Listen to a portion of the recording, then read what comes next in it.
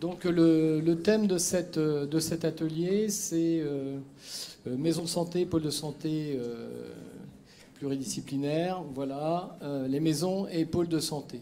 Donc je suis juste l'animateur, donc normalement je ne cause pas trop, et je vais inviter à venir ici donc Thérèse Ngonoata, qui est étudiante en médecine, qui a fait une thèse sur un mémoire, pardon, c'est le mémoire du DES de médecine générale, donc d'accord, qui a fait un mémoire sur les modes de financement que j'ai évoqués tout à l'heure, c'est-à-dire les ENMR.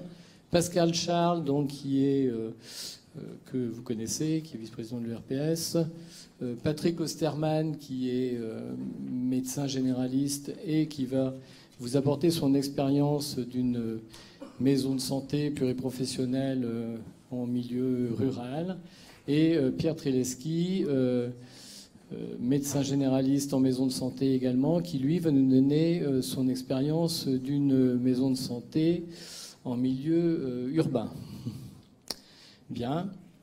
Eh bien, donc, je vous propose de commencer vos présentations et puis après, on passera aux questions. C'est vous qui commencez?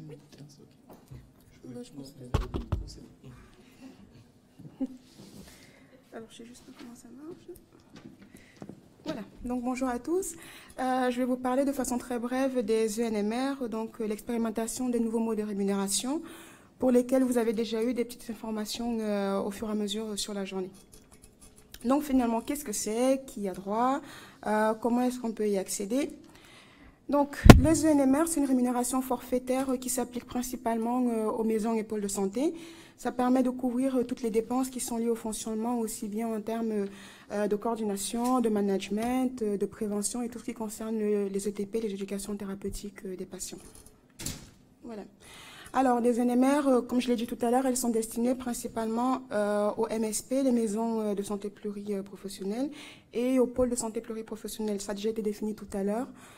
Ce sont des personnes morales qui seront constituées donc, entre des professionnels libéraux, des auxiliaires médicaux ou des pharmaciens. Donc, ils vont assurer des soins sans hébergement de premier recours, et tout ça doit s'inscrire dans le schéma régional d'organisation de la santé.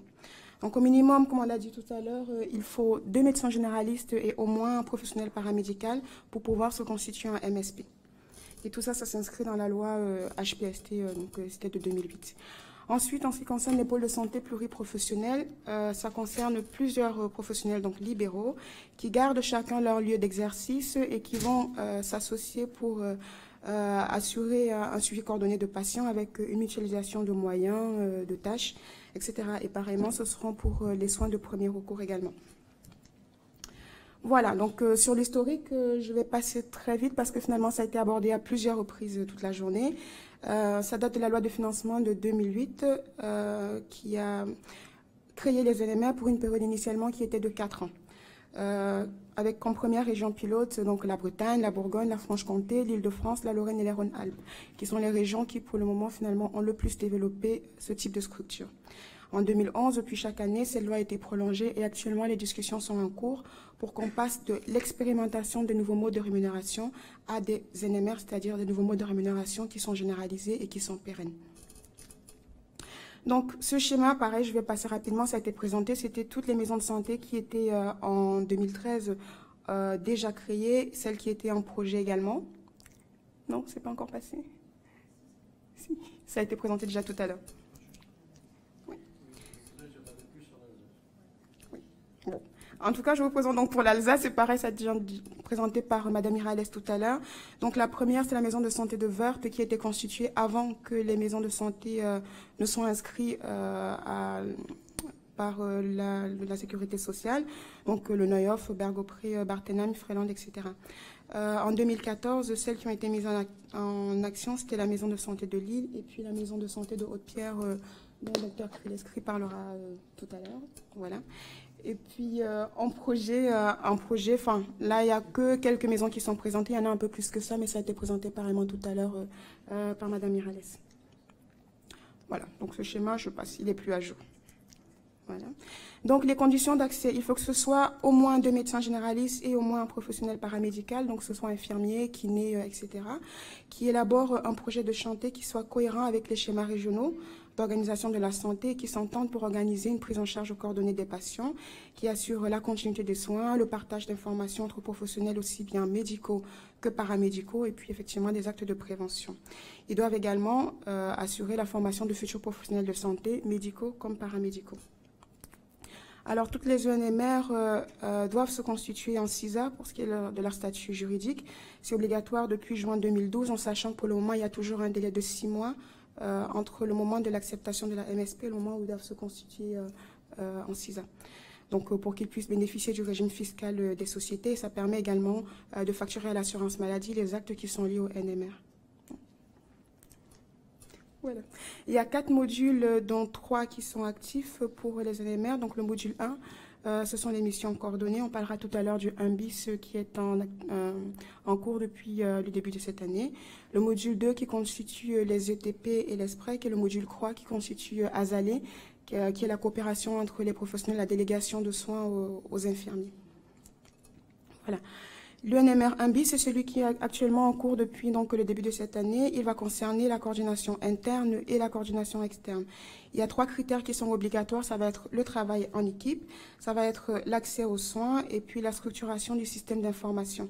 Je vous donnerai tout à l'heure les autres bonus à la rémunération qui s'ajoutent à ces critères obligatoires. Donc, pour l'UNMR 1 bis, on tient compte effectivement de la taille de la structure, le nombre de patients qui sont pris en charge, qui ont déclaré l'un des médecins de la structure comme médecin traitant, ou au moins des enfants, enfin des moins de 16 ans, qui auront consulté au moins 2 fois dans l'année un médecin de l'une des structures concernées. On se basera également sur la qualité des services rendus et la coordination interprofessionnelle entre les médecins de la structure, entre les paramédicaux qu'ils ont également. L'offre de médecine spécialisée qui est désormais prise en charge à partir du moment où elle est supérieure à 0,5 ETP et également la précarité de la patientèle, c'est-à-dire la CMUC et les bénéficiaires de l'AME. Voilà. Donc, le NMR 1 bis, il y avait 160 équipes qui ont été retenues. Donc, je vous disais en cours, ce serait des discussions conventionnées pour pérenniser ce mode de rémunération et la discussion également pour voir si les CISA pourraient passer en société à capital variable, notamment pour ce qui concerne les entrées et les sorties des structures. Et là, juste 2 diapositives très rapidement pour vous présenter les critères socles sur lesquels on se base pour le calcul des NMR. Donc, c'est le travail en équipe, donc l'organisation avec les réunions entre les différents professionnels médicaux et paramédicaux. L'accès aux soins, donc le secrétariat physique partagé à minima entre les médecins de la structure et le système d'information, donc l'informatisation des dossiers patients qui doivent être partagés au moins entre les médecins de la structure. Il y a également les critères bonus qui se surajoutent, donc ce sera le fait qu'il y ait des protocoles de soins qui soient élaborés au sein de la structure, la possibilité d'être des terrains de stage aussi bien pour les étudiants en médecine, les internes, que pour les élèves infirmiers, les professions paramédicales. En ce qui concerne les critères bonus de l'accès aux soins, c'est les horaires d'ouverture du cabinet, la possibilité d'accueil des patients en dehors des plages de rendez-vous. Et puis pour le système d'information, ce sera le partage entre les professionnels médicaux, mais également avec les professionnels paramédicaux. Ensuite, on a plusieurs critères, notamment en fonction du fait qu'on appartient ou pas à des critères socles ou des critères bonus. La somme qui sera calculée pour chaque patient de la structure sera variable. Donc 5 € par patient pour la structure socle et 7 € par patient pour les critères bonus. Et puis les autres critères dont on a parlé, c'est la précarité, l'AME, donc le pourcentage de patients en AME au sein de la MSP par rapport au pourcentage national. Et pareillement pour les CMUC, c'est en comparaison par rapport au pourcentage national. Voilà, et vous avez des références normalement qui seront disponibles sur le site pour ceux qui veulent aller plus loin dans les informations. Merci.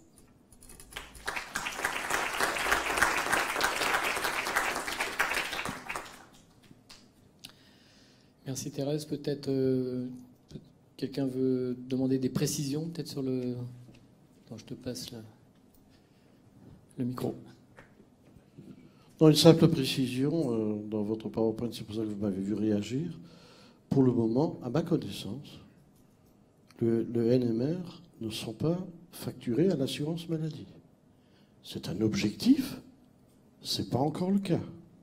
C'est dans le cadre d'une dotation forfaitaire attribuée sur un budget de l'ARS. Donc c'est très important. Parce que je vous rends quand même attentif au fait, mais ce sera peut-être l'objet de la discussion ultérieure, c'est que lorsque ce sera dans le cadre conventionnel, ça entrera dans l'enveloppe de l'ONDAM honoraire de médecine de ville et que ça aura un impact sur les autres actes médicaux, puisque l'enveloppe, elle, a une marge de manœuvre d'extension quasi nulle. Je ferme la parenthèse, je suis peut-être trop tôt, mais je souhaitais simplement souligner qu'on n'envoie pas l'assurance maladie, c'est l'ARS qui finance.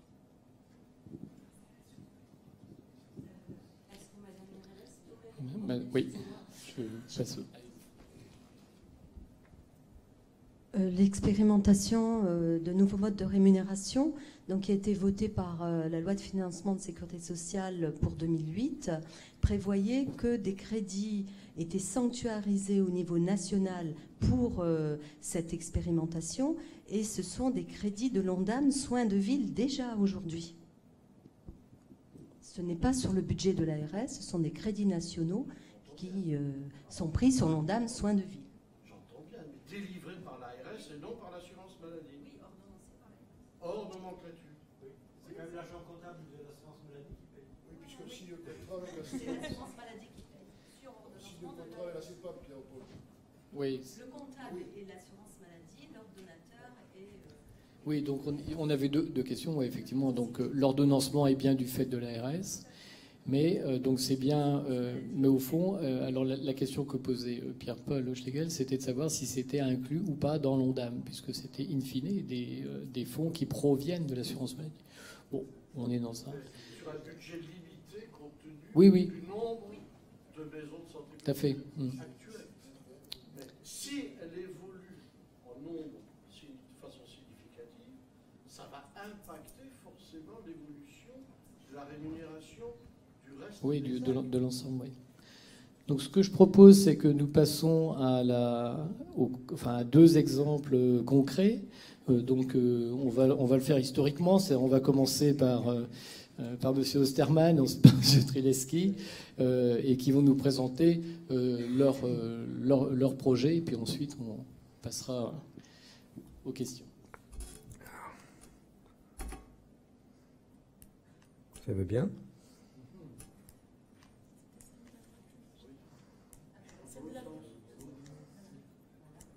C'était Pierre en premier.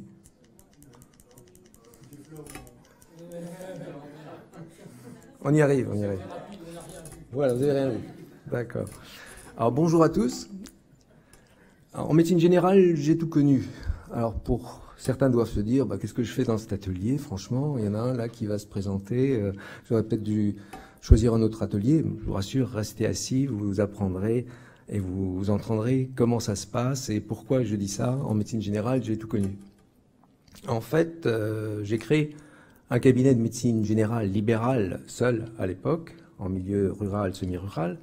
Très rapidement, 4 ans après, je me suis associé avec un premier confrère médecin généraliste. Nous avons créé une SCM, toujours sans secrétaire et sans moyens informatiques à l'époque. Encore 4 ans après, ou 5 ans après, il y a une consoeur qui s'est rajoutée, donc 3 médecins généralistes libéraux dans un cabinet, et le début d'un secrétariat, avec toujours encore à l'époque des dossiers non informatisés, donc des dossiers papier. Et puis finalement, les choses ayant évolué, on s'était dit en réflexion à partir de 2004, il faudrait peut-être évoluer et se dire comment est-ce qu'on va faire si on continue de grossir. En fait, c'est à ce moment-là qu'avec un confrère dentiste, on s'est dit, voilà, on va sortir chacun de nos structures où on était en location et on va construire une maison de soins où on mettra un cabinet de médecins généralistes et éventuellement d'autres spécialités, donc le dentiste forcément. Et pourquoi pas en profiter, puisqu'on construit, de proposer à des infirmiers, diététiciennes, psychologues et autres professions paramédicales de se rajouter. Donc c'est parti là-dessus. Et finalement, donc en 2006, nous avons construit la maison de soins, qui était un précurseur de ce qui est maintenant les maisons de santé. En tout cas, dans l'état d'esprit, on y était déjà, puisque vous aviez une partie médicale, partie dentaire et une partie paramédicale. Les médecins donc sont au nombre de 4, étaient au nombre de 4 en 2006, le dentiste. Et en paramédical, vous aviez une diététicienne, un infirmier, une psychologue et un kiné. Là-dessus, on a bien fonctionné comme ça, mais au niveau coordination, au niveau surtout indemnisation de ce qu'on appelle coordination maintenant, c'est-à-dire les réunions, les séances de coordination interprofessionnelle, la coordination de tout ce qui est échange d'informations, donc l'informatique, le matériel informatique, la téléphonie, c'était toujours de notre poche, évidemment. Donc, à partir du moment où on avait la possibilité de modifier les choses, et on nous a offert cette possibilité, donc de transformer une maison de soins en maison de santé. Et donc cette maison de santé a très vite donc pris la charte des maisons de santé, donc pour se transformer en SISA, Société interprofessionnelle de soins ambulatoires, pour qu'on puisse profiter des enveloppes donc publiques de l'ARS, mais éventuellement d'autres enveloppes publiques, et je crois que ça c'est important quand même à savoir, puisque c'est de l'argent public, ça peut être de l'argent d'un conseil général, d'un conseil régional, d'une communauté de communes ou d'autres institutions. Sachant que au niveau de la maison de santé, on reste des libéraux. Et je crois que franchement, ça c'est un point essentiel à savoir, et contrairement à beaucoup d'opinions, nous ne sommes pas des salariés de la caisse, nous ne sommes pas des dépendants de l'ARS, etc. Ça, ce sont des discours, à mon avis, qu'il faut un petit peu oublier. La difficulté pour constituer une maison de santé, elle existe, elle est importante, mais elle n'est pas plus importante que si vous voulez vous associer demain avec un autre confrère en mono-appartenant, en sachant que vous aurez aussi à étudier les contrats, les STM, les SCI, les SEARL, etc. La chance que vous avez maintenant, c'est que même si on n'est pas encore très nombreux en Alsace, puisqu'il n'y avait donc que 5, et Pierre va vous dire un petit peu l'évolution, il y a plus de maisons de santé qui se font maintenant, et même si on représente au niveau national que 5% des médecins généralistes en exercice, le fait d'être en maison de santé a quand même apporté une dynamique supplémentaire, parce que le fait de travailler avec d'autres professionnels vous remet un petit peu en cause, c'est vrai, mais permet aussi, dans le cadre de délégation de tâches, de travailler en commun et d'avoir une prise en charge commune autour d'un patient. Donc toujours c'est la maison de santé, sa constitution, le plan donc de 2006. Hein, vous avez donc les 4 cabinets médicaux sur pour vous, ça sera à droite. Avec le sas d'entrée, à gauche donc une salle d'attente avec c'est inversé, donc il y a le kiné, la diététicienne et la psychologue qui partagent le même local, l'infirmier qui eux se sont très rapidement multipliés puisqu'ils sont à 7 maintenant, une grande salle de réunion, et puis le dentiste qui lui aussi a fait des petits, ils sont à 2. Alors qu'est-ce qu'il faut savoir finalement, c'est que on a un petit peu toujours réfléchi en avance à comment est-ce qu'on pourrait exercer demain. Et je crois que ce qui est important ici, c'est que vous êtes les jeunes générations, vous êtes ceux qui vont faire la médecine libérale, c'est vous qui allez faire la médecine générale de demain. Et je crois qu'il faut vraiment être conscient de qu'est-ce que je vais faire demain, et vous devrez choisir comment vous allez exercer par les différents modes qu'on a déjà évoqués. Mais c'est vrai que la maison de santé, la CISA, est un mode d'exercice qui est quand même libéral, et je le répète, mais qui est un mode exercice qui est quand même très abouti au niveau de sa structuration. Donc la maison de santé CISA de Wörth, c'est déjà demain. Pourquoi je dis ça? Parce qu'en fait, on s'est rendu compte dans le secteur, donc on est dans une zone rurale, semi-rurale, que la moyenne d'âge des praticiens libéraux, médecins généralistes installés et seuls, est quand même extrêmement important, et du coup ces praticiens-là ont déjà du mal à trouver des remplaçants, mais alors je vous dis pas, pour trouver des successeurs, il n'y a personne. Ça a commencé l'année dernière, enfin début de l'année, où il y a un des praticiens du secteur, puisqu'on est quand même constitué en PDS, donc en permanence de soins, donc on se voit tous ensemble pour élaborer nos tableaux de garde, un médecin qui a perdu son collaborateur libéral et qui se retrouve maintenant tout seul et qui ne retrouve personne, puisqu'on est en milieu rural ou semi-rural.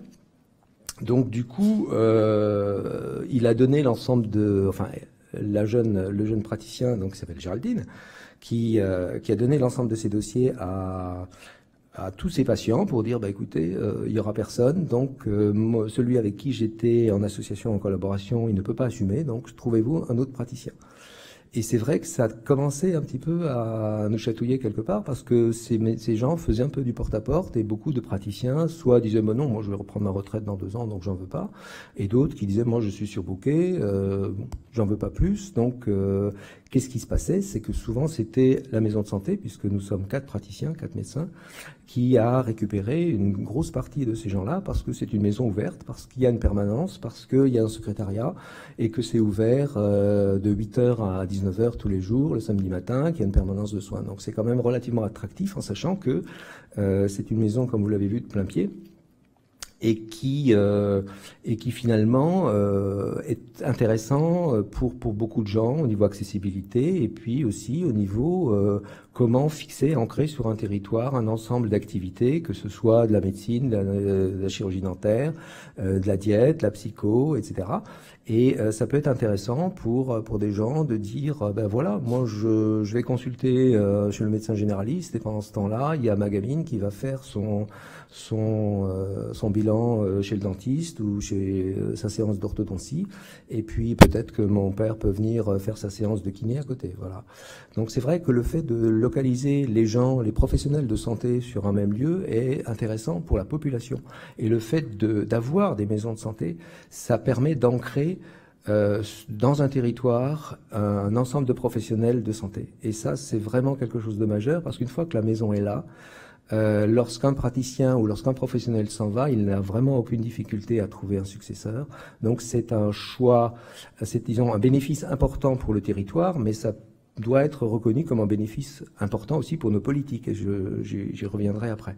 Alors quand je disais la moyenne d'âge de nos confrères est important, il y a un deuxième confrère qui a annoncé sa retraite, il va avoir 65 ans au 1er avril. C'est pas un poisson, il nous l'a annoncé quand même, c'est le 1er avril 2015, donc une patientèle où il n'a pas de successeur.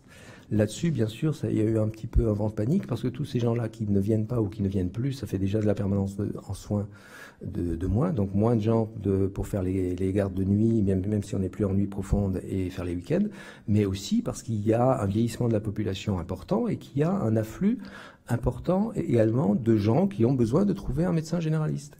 Donc nous, il est évident qu'on ne peut pas assumer, parce que la qualité de nos soins va s'en ressentir, et c'est certainement pas une bonne chose. On disait avant 50 heures. Je crois qu'entre 35 et 50 heures, il y a encore du chemin à faire, et il faut surtout pas les dépasser, sinon le burn-out, il sera pour vous. Vos enfants, les ados vont commencer à râler, et pour les hommes, votre femme va vous quitter. Voilà. Donc, à mon avis, il faut déjà un petit peu prévoir en amont comment faire. Et pour les femmes, les hommes vont vous quitter. Exactement. Donc, je crois qu'on parlait avant avec Charlotte et Lionel qui étaient là. Il y a un problème à prendre en compte, que la médecine de demain, celle que vous allez faire, n'est plus la médecine que nous avons fait. Et il faut absolument que vous preniez les choses en main et que vous trouviez votre mode d'exercice. C'est vrai que la maison de santé est un mode abouti. C'est pas le seul, c'est vrai. Mais je pense qu'il faudrait un petit peu pousser dans ce sens-là. Donc, dans cette idée-là, on s'est dit, ça c'était donc une réflexion de 2014 quand même, donc qui remonte à 6 mois, si tous ces médecins commencent à disparaître, comment est-ce qu'on va faire? Donc on a pris les choses un petit peu, une fois de plus, le taureau par les cornes, c'est-à-dire qu'on a prévu de faire une extension de la maison de santé telle qu'elle existe maintenant et de rajouter un étage. C'est-à-dire qu'il y aura en 2015 4 médecins généralistes supplémentaires et 4 cabinets supplémentaires pour des jeunes médecins généralistes qui souhaitent s'installer en maison de santé. Donc la configuration, vous voyez l'avant-projet sommaire, donc le permis a été déposé la semaine dernière, avec des travaux en avril 2015 et donc une entrée dans les lieux à l'automne 2015, donc 6 à 8 mois après. Donc l'entrée s'est un petit peu modifiée. Vous voyez qu'en face, vous avez maintenant un ascenseur avec son escalier. Sachez bon, que ce soit de 2006 ou maintenant, tout est déjà aux normes handicapées. Et d'ailleurs, en ouvrant une petite parenthèse, il y a aussi Je suis trop long ? Je vais me dépêcher. Les sages-femmes voulaient se rajouter, mais finalement, on avait déjà déposé le permis pour 4 cabinets et pas du tout pour les sages-femmes. Donc je vais continuer. Voilà l'étage tel qu'il se présente. Donc il y a une grande salle de réunion, il y a 4 cabinets de médecins généralistes supplémentaires. Voilà à quoi ça ressemblera avec l'étage supplémentaire. Voilà. Pour la prise en charge des patients, finalement, qu'est-ce que ça a changé? Qu'est-ce qu'apporte le fait d'être en maison de santé? Alors, ce que ça a changé, c'est que pour la prise en charge des patients, je dirais, on avait déjà un petit peu cette façon de faire en étant en maison de soins. C'était juste une dénomination différente. Ce qui a changé, c'est au niveau de l'organisation de l'équipe, si je peux dire, ou de tous les gens qui travaillent en maison de santé. C'est que nous avons pu profiter des dotations et des NMR qui n'étaient pas des NMR tels qu'on les envisageait, c'est-à-dire on récupère des sous et à la fin de l'année, on partage entre médecins les forfaits supplémentaires. Nous, on a utilisé cet argent pour rémunérer l'ensemble des participants aux réunions, que ce soit une secrétaire, la diététicienne, le médecin, le dentiste, etc. Et du coup, on a pu utiliser ces NMR pour tout ce qui était coordination, donc l'achat du matériel informatique, le matériel de communication, téléphonie, etc. Et on souhaite à l'avenir que cette enveloppe, si elle continue d'exister, et on l'appelle de notre choix, que cette enveloppe puisse grossir au niveau des maisons de santé. Finalement, pour l'exercice des professionnels, ça a surtout permis de rémunérer ces temps de coordination et de développer un peu cette fonction spécifique sur la coordination. C'est ça, c'est-à-dire d'avoir en fait des aides, un petit peu comme si vous voulez créer ou intégrer une maison de santé, vous devez avoir un petit peu l'esprit entrepreneurial, vous devez avoir l'esprit d'entreprise, vous devez avoir un esprit un peu start-up si vous voulez créer une MSP. Parce que tous ces gens, jeunes ingénieurs qui veulent créer ça, ils vont aussi taper à différents endroits, aux EO et autres, et vont essayer d'avoir de l'argent. Je ne vois pas ce qui est honteux au niveau des professions médicales, de pousser les portes de l'ARS, de pousser les portes du conseil régional et dire, eh ben voilà, nous, on va ancrer sur un territoire un établissement et on vous garantit que vont rester sur ce territoire un ensemble de professionnels de soins. Donc, aidez-nous, donnez-nous de l'argent pour qu'on puisse faire fonctionner ce genre d'établissement, mais nous, on reste libéraux. Et je crois que c'est ça qui est important. Je me suis permis juste de glisser 2 petites slides, deux diapos très récentes, janvier 2014, où vous voyez ce qu'on disait avant, la féminisation de la profession. Donc il y a quand même 58% des femmes qui sont médecins. Par rapport à l'information qui vous avait été délivrée ce matin, elle n'est pas tout à fait la même. Ça, c'est quand même une diapo officielle du Conseil de l'Ordre. Vous avez une diminution de 6,5% du nombre des médecins généralistes et une augmentation de 6,1% des médecins spécialistes. Et puis finalement, c'est pas trop mal. Finalement, les rémunérations des praticiens, vous voyez qu'il y a une grosse disparité entre 35 000 et 135 000 euros de revenus. Mais ce qu'on disait aussi avant, salarié ou pas salarié, beaucoup de jeunes praticiens démarrent en salariat à 68% et finalement, au bout de 5 ans, ils se retrouvent à 50%. Nous, ce qu'on souhaite, et ce qu'on appelle, on appelle à toutes les générations de jeunes praticiens, installez-vous en libéral, n'ayez pas peur. Vous pouvez être aidé pour monter les maisons de santé. Vous pouvez être aidé. Vous avez maintenant en Alsace, au niveau de la FEM Alsace, qui est la Fédération Alsace des maisons de santé, des facilitateurs, qui sont en fait des espèces de coachs, qui connaissent bien, qui peuvent vous aider pour monter les dossiers, qui peuvent vous aider à pousser les bonnes portes au bon moment pour avoir les bonnes ressources. Et vous n'avez plus la galère que nous, on a connue pour monter une maison de santé où il faut, en général, au moins 2 ans pour arriver à monter une maison de santé. Voilà, je crois que j'ai fini, j'ai un peu dépassé. Merci, je vais demander peut-être directement merci au docteur Trileski de venir exposer son projet, puis on vous posera des questions un peu de façon commune à tous les deux avant que je passe la parole à Pascal Charron. Faut que je remonte, hein, je crois. Voilà. Ouais, je fais à l'envers. Voilà. Donc Pierre Trileski, effectivement, je suis un vieux médecin. Hein, ça fait quand même 25 ans que je suis installé, médecin libéral. Je suis à 10 ans de la retraite, hein, moins de 10 ans de la retraite. Et voilà, je fais une nouvelle installation, tout jeune, dans une toute jeune maison de santé, qui a effectivement 6 mois, on en a parlé tout à l'heure. Alors je suis enseignant de médecine générale. Pourquoi un vieux comme ça se jette dans une histoire de nouvelles maisons de santé? Est-ce qu'il est irréfléchi ou quoi? Je vais vous en parler un petit peu et je vais vous présenter la maison de santé qu'on a montée. Sachez autrement que je suis vice-président de la FEM Alsace, comme le disait Patrick. Alors, déjà, je vais parler de ce qui est besoin de santé. On n'en a pas beaucoup parlé aujourd'hui et j'en reparle. La maison de santé, elle se fonde surtout en milieu urbain. Un milieu urbain, c'est pas un milieu de désert médical, on en s'en doute bien. Hein. Donc il faut qu'il y ait un besoin de santé pour légitimer une maison de santé. Donc nous, on a, entre médecins généralistes exerçants, infirmières exerçants, on se rencontrait, on se voyait, et on s'est dit, on a identifié des besoins auxquels on peinait à répondre. C'était extrêmement épuisant de tenter d'y répondre. Et on a cherché d'autres solutions, et on a vu arriver l'opportunité de monter une maison de santé. C'était une réponse qui nous apparaît plausible. Ça fait 3 ans. Hein. En étant des libéraux, hein, je le disais tout à l'heure, on avait des patientèles existantes, et donc il y a eu un diagnostic de santé de notre part, et il y a eu un diagnostic de santé qui a été réalisé par l'Observatoire régional de la santé d'Alsace à la demande de la ville de Strasbourg. Ces 2 diagnostics étaient concordants pour permettre d'élaborer ce qu'on appelle un projet de santé. Et ça, c'est un deuxième élément qui est extrêmement fondamental pour monter une maison de santé. Contrairement à certains regroupements, une maison de santé, un pôle de santé, est regroupé autour d'un projet de santé. C'est fondamental. Et donc, ça répond aux besoins identifiés. Ensuite, il y a la question du territoire. On exerce, notre patientèle, elle n'était pas dispersée sur l'ensemble de l'Alsace, elle est toujours sur un territoire très circonscrit, qui est celui de la cité de Lille, pour là où j'exerce. C'est à la Robertsau, donc c'est un territoire avec des problèmes de précarité, une zone urbaine sensible. C'est un territoire où il y a des services de proximité, et on a essayé de se mettre en lien d'emblée avec ces services de proximité.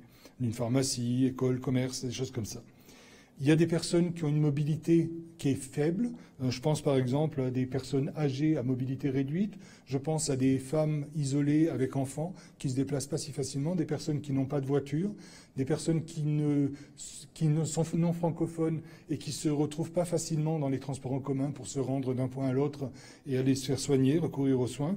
Donc on avait identifié ce besoin sur le territoire. Et on a tenu compte de ce qui est connu. Hein, les inégalités sociales de temps de santé, c'est une notion qui est connue en France, qui fait que l'espérance de vie ou l'espérance de vie sans incapacité sont différentes suivant les catégories socio-professionnelles. Et donc les populations auxquelles on s'adresse sont des populations qui sont en situation difficile par rapport à ces questions-là. Donc les diagnostics les ont confirmés. On avait des problèmes d'obésité chez les enfants, des problèmes de pathologie métabolique, des problèmes de pathologie cardiaque, de pathologie respiratoire, des problèmes de santé mentale, d'addiction. Donc il fallait qu'on tienne compte de ces questions-là. Alors comment répondre à ce diagnostic? On a répondu par la mise en place du projet de santé et par 2 grosses actions. L'une qui est la coordination des professionnels qui interviennent dans la maison de santé, donc une salle de réunion, d'avoir des réunions d'échange entre professionnels de santé. Et puis, on va se lancer là dans un recueil des événements indésirables. C'est un temps de coordination. On va essayer de repérer ce qui peut se passer et comment optimiser. Et le deuxième gros pilier de l'activité, c'est le partage d'informations. Les médecins avaient déjà un dossier médical informatisé partagé. Et là maintenant, depuis qu'on est en maison de santé, ce dossier médical est partagé avec les autres professionnels de santé. Et ça, c'est un plus. On discute de cas et on va développer une messagerie qui permettra de discuter en interne. Ensuite, je passe aux questions autour du territoire. On a besoin de coopération, coopération sanitaire et sociale de territoire. Une maison de santé telle que la nôtre, une maison de santé urbaine, je vous le disais, elle n'est pas isolée sur le territoire. Il y a d'autres offreurs de santé, d'autres offreurs de soins, et il faut qu'on se coordonne. Il faut que l'intervention de la maison de santé, pour être efficace, soit coordonnée avec ces autres offreurs de santé. Donc, je pense à la protection maternelle et infantile, je pense à la clinique Sainte-Anne, qui est tout proche de chez nous, avec laquelle, depuis qu'on est maison de santé, on a développé des discussions en vue de conventions ultérieures. Il y aura des conventions de coordination. Avec les hôpitaux universitaires de Strasbourg, il y a un hôpital gériatrique qui est à la Robertsau, il faut qu'on se noue. Les parcours des personnes âgées, ça nous concerne évidemment. Et sur le plan médico-social, je vous parlais d'inégalités sociales de santé, il faut forcément qu'on tienne compte des problématiques médico-sociales auxquelles on ne sait pas répondre. Nous sommes des soignants, nous ne sommes pas des assistantes sociales. Par contre, il faut qu'on puisse orienter nos patients vers ces structures-là. Donc on va développer des liens avec le centre médico-social. En santé mentale, on va développer des liens avec le centre médico-psychologique, le secteur psychiatrique, avec les psychiatres libéraux. Et autour de l'obésité des enfants, on s'est intégré dans une action qu'on appelle précoce, qui est une action de prise en charge de l'obésité précoce, justement, de l'obésité des enfants, qui est un problème qui touche beaucoup les quartiers pauvres. Alors, on s'appuie pour ça sur des innovations. Les innovations, c'est quoi? C'est les nouveaux modes de rémunération. Je vous avoue que tout ce que je présente là, on ne pourrait pas le faire sur des honoraires uniquement paiement à l'acte. Ça ne serait pas possible, on y perdrait, évidemment. Donc, il y a des nouveaux modes de rémunération qui permettent d'agir certaines intentions. Des réunions de coordination, eh bien, elles sont effectivement rémunérées aux professionnels. Embaucher probablement un coordinateur, développer un temps de travail pour la secrétaire qui va faire de l'accompagnement vers le droit, c'est une innovation qui va être permise par des dotations, par des subventionnements tels que les NMR. En tant qu'innovation, on est aussi entré dans une innovation sur l'éducation thérapeutique et la délégation de tâches, qui est celui de l'infirmière Asalée, du dispositif Asalée. C'est tout nouveau en Alsace, c'est déjà ancien dans le reste de la France. C'est un dispositif qui permet de satisfaire à l'éducation thérapeutique et puis au fameux module 3, la délégation de tâches, dans lequel une infirmière va travailler à proximité avec les médecins pour améliorer le suivi, la compréhension de pathologies chroniques de longue durée, diabète, insuffisance respiratoire, problèmes cardiologiques, problèmes démentiels. C'est des choses qui vont être travaillées pour les gens. On enseigne et on forme des médecins. C'est quelque chose qui est aussi important. Des stages chez le praticien, ça se passe. Et puis, nous avons des activités tout à fait originales. Dans la maison de santé, un point d'accueil des coups de jeunes a pu s'installer. C'est un dispositif qui permet l'accueil, l'écoute, l'orientation de jeunes et de moins jeunes quand ils sont en difficulté, tout à fait en proximité, et qui peuvent les orienter vers des structures de soins s'il y a lieu. Ce dispositif fonctionne coordonné, mais parallèlement. Ce n'est pas forcément parce que les gens sont mes patients qui vont entrer dans le point d'accueil des coups de jeunes. C'est un dispositif qui est ouvert à des personnes qui ne sont pas des patients de la maison de santé. Autrement, je vous avais parlé de l'éducation thérapeutique avec le dispositif Asalée. Asalée, je rappelle, ça veut dire action de santé libérale en équipe. Et puis, la création d'une microstructure orientée sur la question addiction et précarité, qui va permettre aussi dans la maison de santé la mise en œuvre d'accompagnement par un travailleur social et un psychologue en lien avec l'équipe médicale.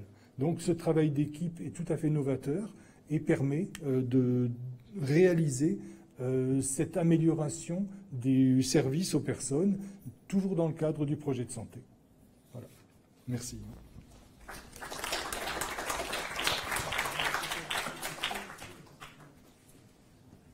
Bien, Pascal Charles vous présentera ensuite son avis, puis vous fera état également des obstacles, des difficultés qu'on peut rencontrer. Il va vous faire l'état d'une autre vision possible.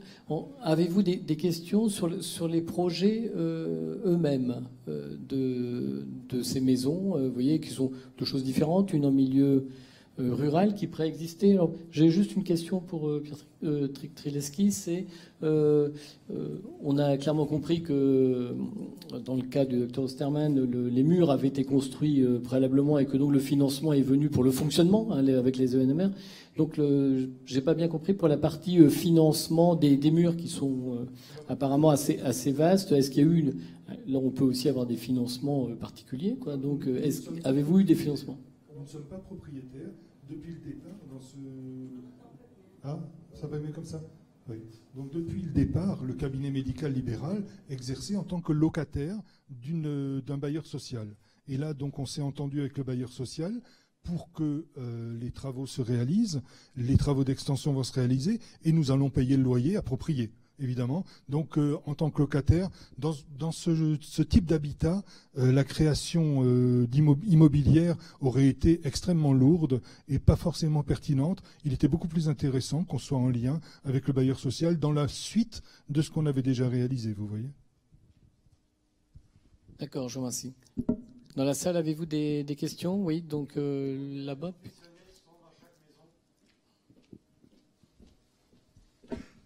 Alors pour la maison de santé 17, donc actuelle, hein, aujourd'hui en fait, donc 4 médecins généralistes, 2 dentistes, une diététicienne, 2 psychologues, un kiné, 7 infirmières et un podologue qui vient en tant que podologue consultant.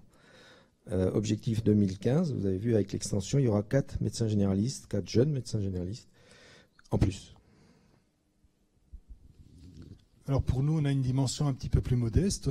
Actuellement, il y a 3 médecins généralistes avec les internes. Il y a une infirmière avec ses 2 collaboratrices. Il y a une kiné. Il y a la psychologue du point d'accueil des coups de jeunes, il y a l'infirmière de l'équipe Azalée et il y a les 2 professionnels de la microstructure. Je l'ai oublié, et une secrétaire, effectivement, une secrétaire qui travaille avec nous. J'allais reprendre le micro pour dire la même chose, c'est-à-dire qu'on a oublié nos 2 secrétaires qui vont devenir 3, ainsi que la secrétaire assistante du dentiste. Sachant que dans les réunions de coordination, tout le monde est là.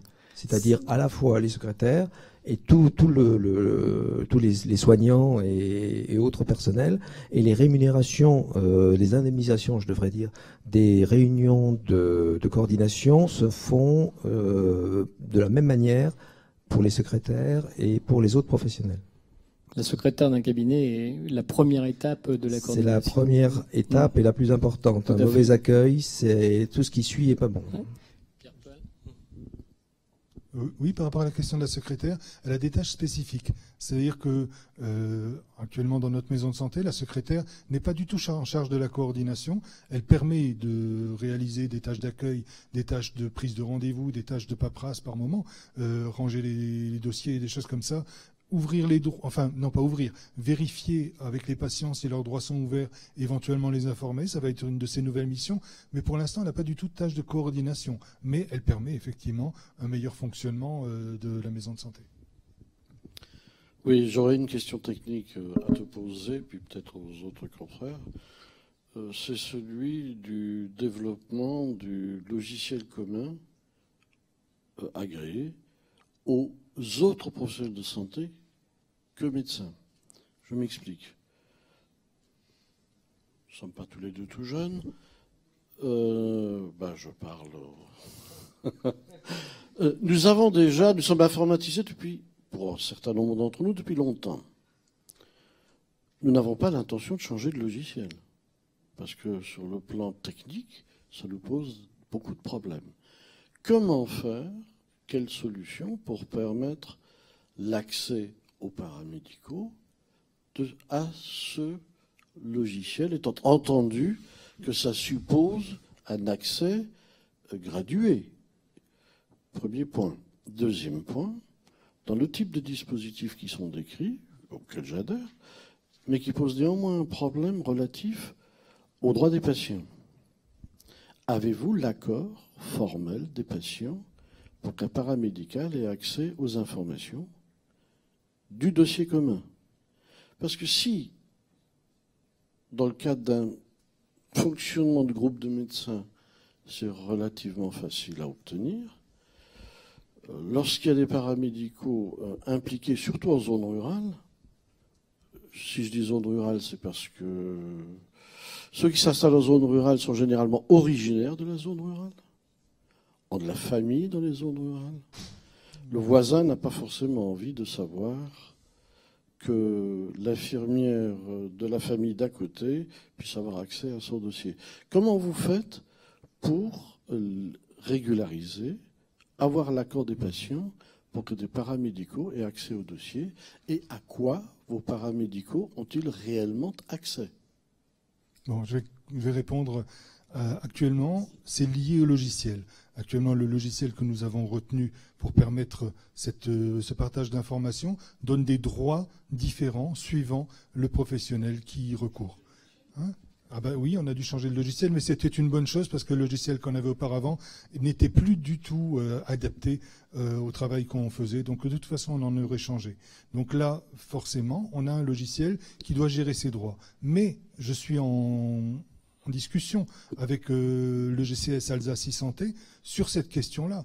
Alors pas personnellement, hein, c'est pas moi qui suis en discussion, je me prends pas pour ce que je suis pas, mais par contre, on leur demande un travail sur les questions que tu poses là, qui sont effectivement des questions importantes. Comment faciliter à la fois le partage d'informations tout en respectant les droits des patients. Donc nous, actuellement, nous avons un consentement des patients qui est réalisé systématiquement. On a des fiches de suivi de ces consentements. Ultérieurement, et surtout quand on va travailler au niveau d'un territoire, et que là on voudra échanger des informations, hein, comme dans le DMP, comment faire pour garantir la confidentialité à l'ensemble des personnes, et comment faire pour que quand j'adresse une information, elle soit taillée sur mesure pour les besoins de celui à qui je l'adresse. Et peut-être le territoire numérique de santé sera une réponse à cette question. Ça, c'est en marche. Alors moi, je peux répondre au niveau de la maison de santé. Donc nous, notre logiciel, c'est Crossway. Et ce logiciel est DMP compatible. Donc pour les gens titulaires de CPS, que ce soit les infirmiers ou le kiné, il n'y a pas de problème d'accessibilité aux informations. Pour ce qui est des autres professionnels, comme nous avons également les autorisations ETP pour diabète, asthme et cancer du sein, nous avions un problème de communication dans le cadre des informations à donner et à ne pas donner. Et finalement, on a ouvert par login mot de passe, ce que certains d'entre vous connaissent certainement, qui est la Dropbox, et qui permettait finalement de donner dans cette Dropbox des informations qu'on pouvait partager et d'autres qu'on ne mettait pas parce qu'on n'avait pas besoin de les partager.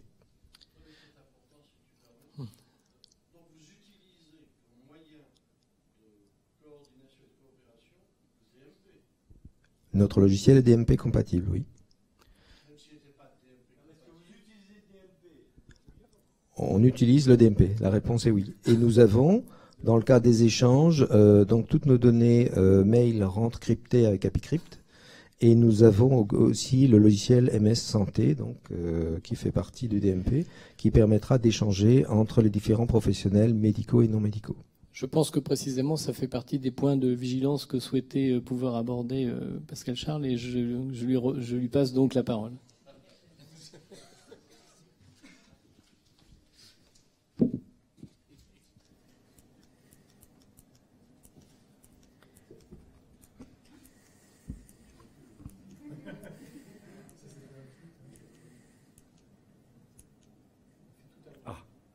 Voilà, on y est.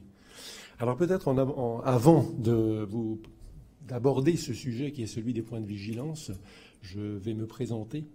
Je suis pneumologue libéral, ancien interne des hôpitaux, toujours attaché des hôpitaux, exerçant en clinique, intégré dans une équipe qui prend en charge sur le plan chirurgical en radiothérapie, en chimiothérapie, les cancers bronchiques. Ancien président et toujours président d'ailleurs d'un réseau de réhabilitation à l'effort. Vice-président de l'Union régionale des médecins libéraux, c'est pour vous dire que j'ai administrateur adjoint et ancien administrateur du GCS e-Santé Alsace.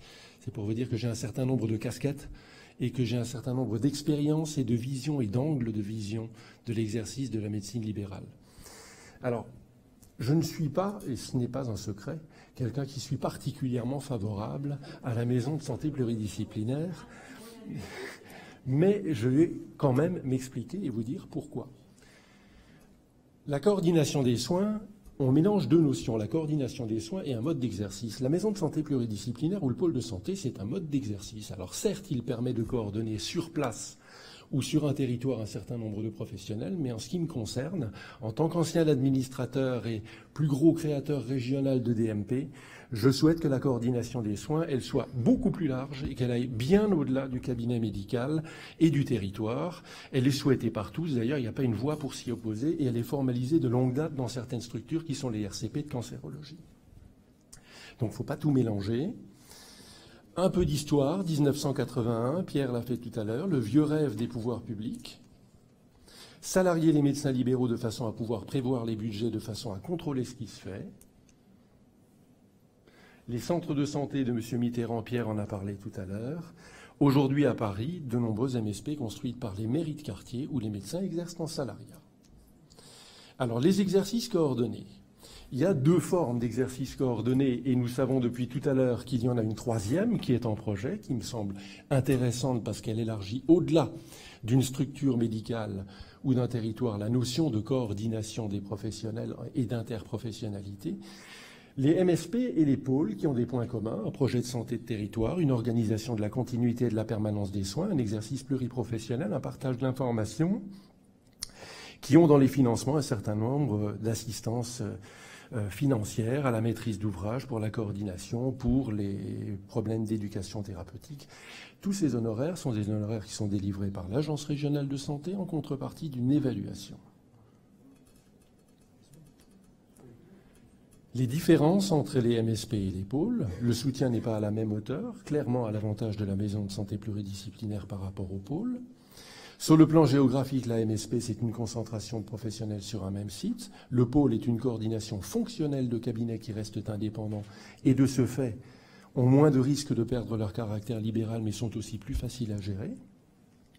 Sur le plan de la gestion est plus simple en pôle parce que c'est une coordination de cabinets classiques, libéraux, avec, je l'ai dit tout à l'heure, des comptabilités ultra simples, recettes-dépenses, qui de surcroît assure un meilleur maillage du territoire, parce que je trouve qu'il est plus intéressant quand on a 6 communes à alimenter et à soigner, d'avoir un médecin sur chaque commune qui sont coordonnés au travers d'une coordination informatique, que de regrouper sur une seule commune les 6 médecins et de laisser 5 communes orphelines. Et je suis sûr que s'il y avait des représentants des associations des maires de France dans la salle, il serait certainement un soutien pour moi.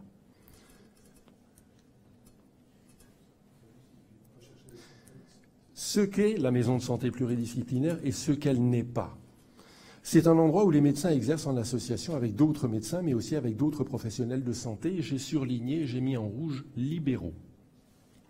Ils partagent un même local, ils peuvent mutualiser un secrétariat, ils partagent l'informatique, et peu ou prou, ils ont une patientèle qui est commune.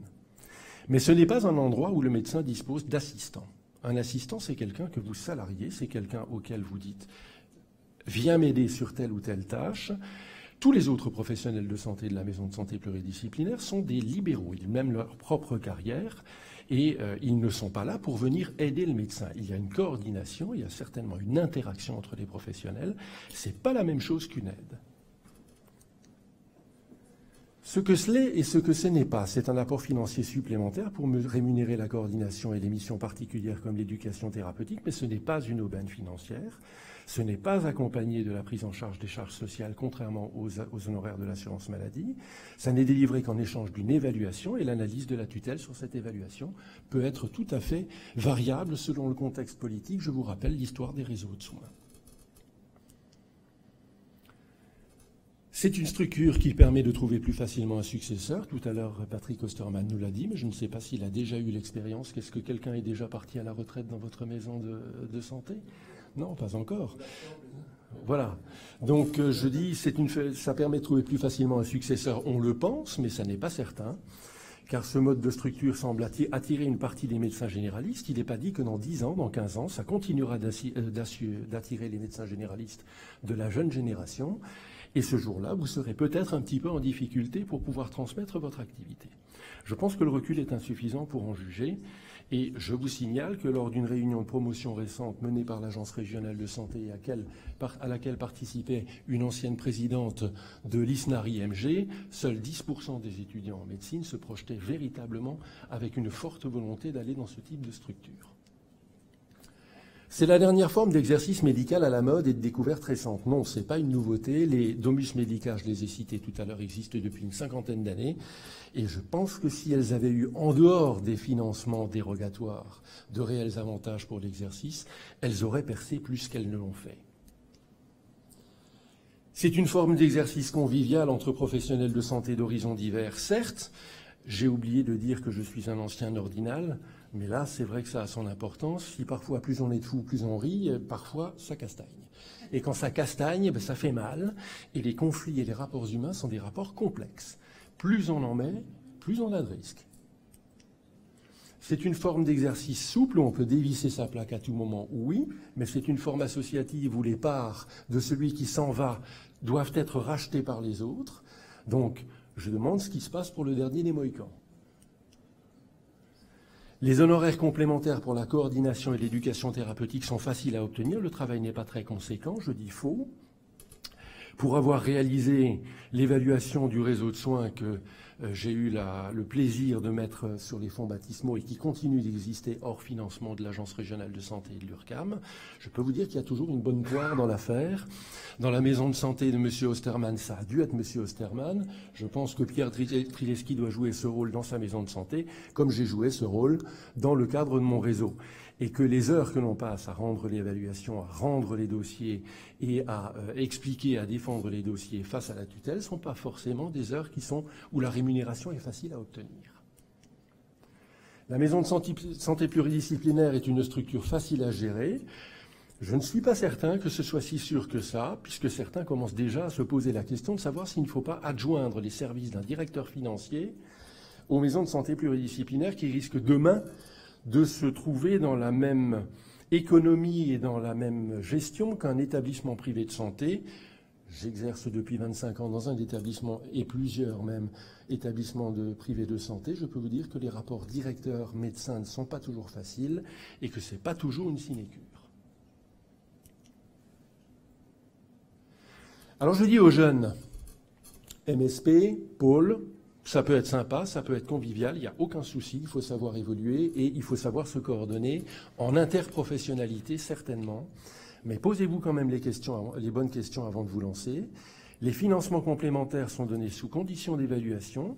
Je ne suis pas certain qu'ils soient sur le long terme forcément pérennes, on verra. Ça dépendra beaucoup de la politique de santé et vous savez comme moi qu'elle peut changer à 180 degrés à 5 ou 10 ans d'intervalle.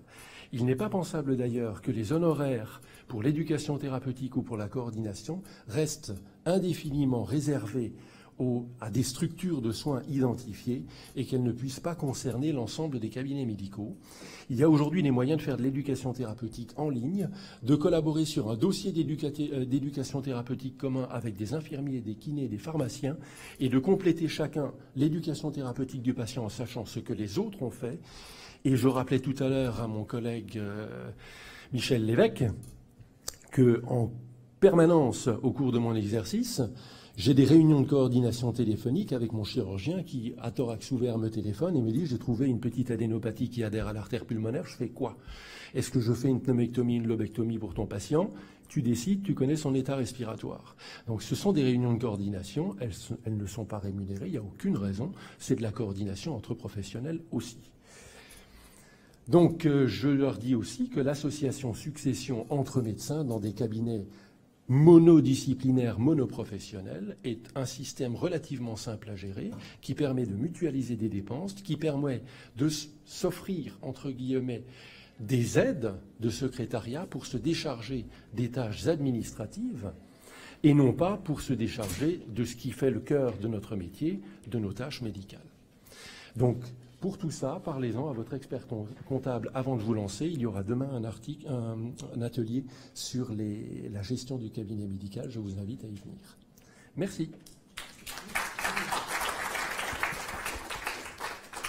Bien, merci Pascal Charles. Je repasse la parole à la... Alors, je pense d'abord, on repasse la parole à la salle et ensuite, effectivement, on fera la réponse. Effectivement, je voudrais éviter qu'on reste dans un débat entre nous. Je vous passe la parole. Merci.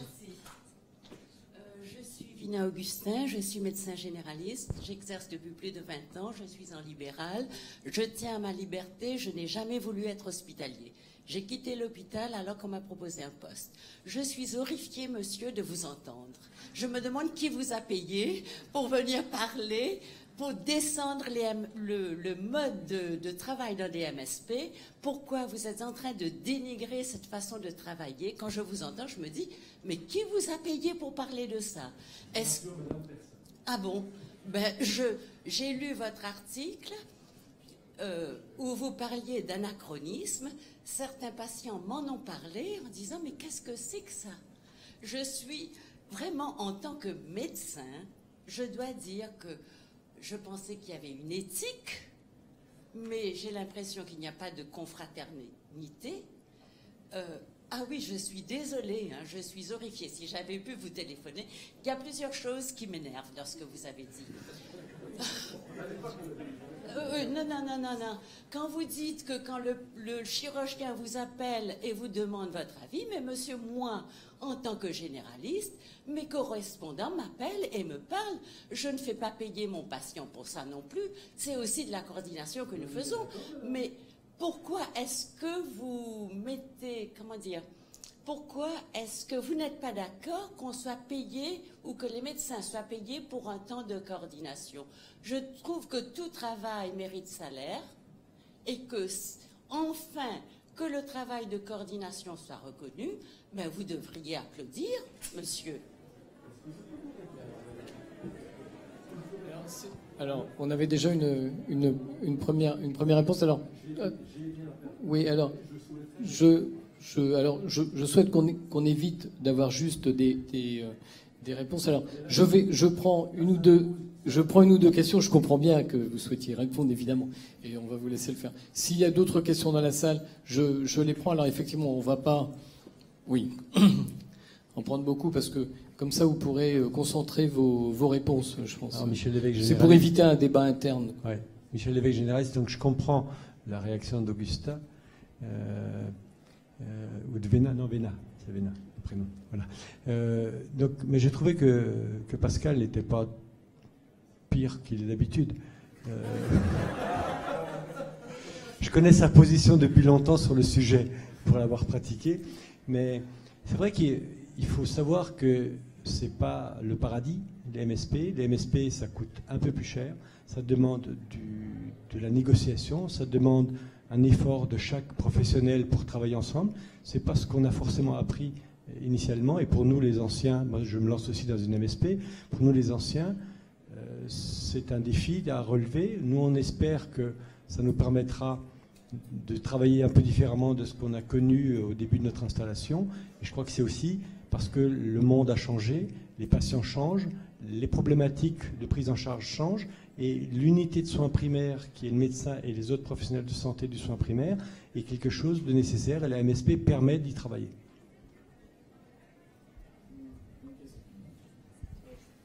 Désolé, je pense qu'on ne pourra pas prendre énormément de questions parce que je sens la foule qui se presse aux portes de l'amphithéâtre, mais allez-y, et puis ensuite Christian. Une petite réflexion très, très brève et une question aussi très très brève. Simplement sur ce que vous avez dit, je suis géographe de la santé à l'URPS des médecins libéraux. Et c'est vrai que la dispersion, vous avez parlé à un moment donné de la dispersion de l'offre de soins en médecine générale. D'un point de vue géographique, elle est beaucoup plus intéressante pour l'offre de soins que la concentration. Malgré tout, on ne peut pas faire abstraction de la volonté des jeunes médecins qui souhaitent vraiment la concentration. Et s'ils souhaitent travailler en équipe de façon coordonnée, on est obligé de tenir compte de l'ensemble des acteurs, patients, médecins et pouvoirs publics. Donc on est obligé, toutes les études vont dans ce sens, je les étudie en détail dans ma thèse. Donc bon, après il y a peut-être quelques contre-exemples que vous avez vus, ça est la première réflexion. Autre question très, très courte. Aux deux médecins des MSP urbaines et rurales, j'aimerais savoir, par rapport à l'exercice isolé que vous avez testé précédemment, est-ce que ce mode d'exercice vous a permis d'alléger vos tâches administratives pour dégager du temps purement médical, visite et consultation? Parce qu'en termes de perspective d'offres de soins de demain, ça me paraît être une question assez intéressante, même si vous ne représentez que 5% des médecins généralistes de France dans votre mode d'exercice. Je vous remercie. Christian Ledren, je suis médecin généraliste à Saint-Paul-de-Fenouillet et je suis donc coordinateur d'une maison de santé pluriprofessionnelle. Et si je devais retenir de votre exposé une chose positive, c'est la dernière phrase que vous avez mise, parlez-en à votre expert comptable avant de vous lancer. Vous avez dit que dans la CISA, quand une personne partait, c'était l'ensemble des membres de la CISA qui payait. Et c'est pas vrai. Il suffit qu'on ait un règlement intérieur qui précise les choses différemment, et on peut à ce moment-là faire en sorte que ce soit celui qui s'en va et celui qui arrive qui paye. Donc il faut pas donner des contre-vérités comme ça. Merci. Ok, donc M. Trybelski, et je passe ensuite la parole à Pascal Charles. Oui, alors, merci de me redonner la parole. Moi, je voudrais tout à fait éviter les oppositions. Je trouve que les maisons de santé ne viennent pas s'opposer à l'ensemble du système de soins. Pas du tout, ça vient le compléter. Il y avait des moments où le système de soins traditionnel avait du mal à y répondre. Les maisons de santé, les pôles de santé, les groupements d'exercice peuvent répondre à ça, et l'ensemble des structures est en lien avec les uns avec les autres. Et en tant que maison de santé, ça ne me gênera absolument pas d'inviter Pascal Charles comme pneumologue à venir un jour faire une consultation chez moi parce que j'ai besoin pour un de mes patients. Ça serait vraiment tout à fait intéressant quand le patient ne peut pas se déplacer, quitte à lui mettre à disposition du matériel que j'aurais pu financer grâce... Voilà, non, par exemple. Donc, bien sûr, moi je milite pour la complémentarité, qui est de la gestion. Évidemment, c'est une entreprise. Et donc, ça serait quand même être très naïf que de croire que monter une entreprise, ça peut se faire les doigts dans le nez sans aucune gestion. Donc là, oui, il y a un travail de gestion. Oui, c'est compliqué. Oui, bien sûr, on n'est pas formé pour ça. Et parfois, oui, ça peut être utile de s'adjoindre les compétences de quelqu'un qui s'y connaît. C'est un peu normal dans toute entreprise qui se respecte et qui a du sens des responsabilités. On le fait, les cliniques le font, les regroupements, quels qu'ils soient, le font actuellement sans aucun souci. Parlez-en à SOS Médecins, ils ont des gestionnaires. Qu'il y ait des financements qui viennent du public, et je termine sur cette idée, qu'il y ait des financements pour des missions de service public, c'est quelque chose qui est normalement fonctionnel en France. Un service d'accueil des urgences d'une clinique est financé avec de l'argent de l'ARS, et c'est heureux qu'il y ait des financements de dotation de départ et de dotation de fonctionnement. Que des structures qui prétendent rendre du service public soient financées de la même manière, ça n'a rien de choquant. Et bien sûr, il faut qu'elles rendent des comptes, c'est évident.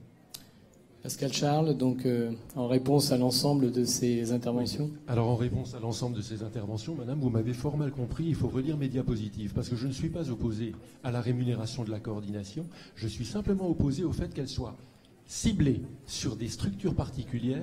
Ce que je voulais dire tout à l'heure avec la réunion téléphonique avec mon chirurgien, c'est que nous avons tous quotidiennement des réunions de coordination et qu'il suffirait d'en faire un compte-rendu pour que cette coordination soit reconnue.